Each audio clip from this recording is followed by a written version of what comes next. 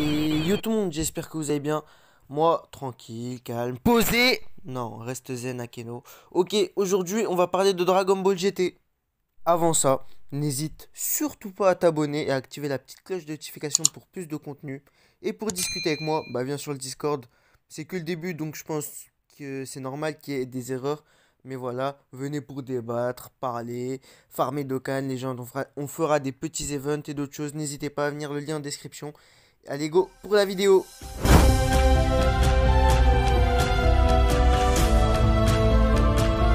Bah oui, il y a quand même des bons points dans Dragon Ball GT.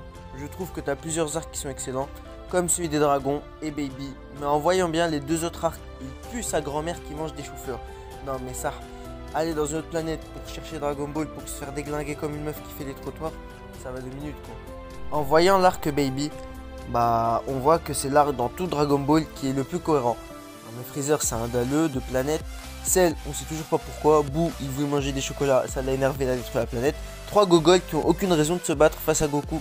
Vegeta, je le compte pas car lui désolé, mais mis à part chialer, s'énerver pour se faire éclater par Cell et assumer que c'est une salope contrairement à Goku, bah voilà, c'est pas vraiment un grand méchant de fou malade. Mais même si son combat est incroyable hein, face à Goku.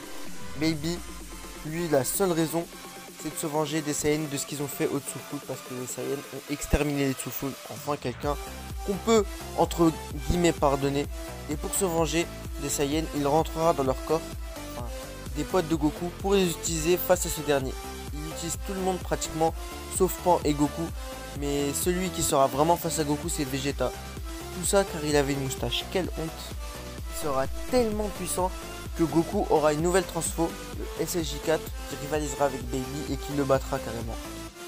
Maintenant, passons à l'arc Super C17. Bah, l'enfer sera ouvert au monde réel, donc tous les mecs de l'enfer viendront. Après, bon, on s'en fout du reste. Hein. T'as les deux C17 sortiront et féconderont Super C17. C'est glauque, mais c'est la vie d'artiste, j'ai envie de te dire. Après, Goku avec C18, car Krillin sera mort face à cette dernière. Et en fait, il a tué Krillin devant ses 18. Je pense que c'est pas compliqué à comprendre. En fait, si t'as vu Dragon Ball GT et si tes yeux ne sont pas à moins 48, je pense que tu peux voir. Mais voilà, j'ai trouvé. Ah, les mecs, je viens de trouver le Death Note. Ok, c'est marqué, il appartient à Krillin. Ok, bon, je comprends pourquoi il est encore mort. Bon, clairement, cet arc, il est pas folichon, tu vois. Mais il y a du positif, le retour de Super C17, de C17. J'avoue que Super C7, ils auraient pu mieux faire parce que c'est un personnage qui avait vraiment du potentiel. Mais voilà, c'est la Toei, ils ont voulu bien te niquer. Ils vont pas faire les choses à moitié, j'ai envie de te dire. Bon, maintenant passons à l'arc Shenron. Je vais débriefer vite fait. Vous voyez l'arc bout? C'est la même. Goku Vegeta affrontent un ennemi puissant qui les oblige à fusionner. Ils fusionnent et ont le dessus, mais il fait le gogol et s'amuse avec. La fusion se termine, nada, Goku le tue avec un Genki Dama. Voilà la fin de DBGT, pardon. Mais cette fin est très symbolique car Goku meurt à cause d'une puissante attaque de Shenron, enfin de Omega Shenron, et revit grâce au gentil Shenron. Il s'en va au paradis avec le gentil Shenron et devient dieu des Dragon Ball. Et on voit à la fin où t'as Kame Sennin, Piccolo et Vegeta qui disent tu es devenu 3 petits points. Et là c'est vraiment un moment ultra symbolique. Moi personnellement j'ai chialé avec Goku qui meurt. Et je m'attendais à tout sauf à ça. Après t'as un film mais bon on s'en fout hein, je te dis la vérité. Il est bien perso, j'ai bien aimé, je l'ai vu et tout.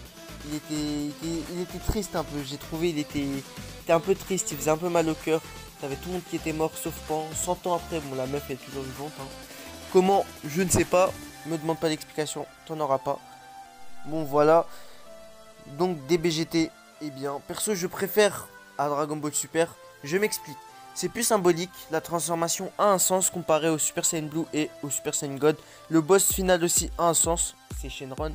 Le gars c'est un dragon, c'est la version maléfique de Shenron. Donc je trouve ça a plus un sens qu'un chauve qui se bat pour devenir le plus puissant. Mais voilà.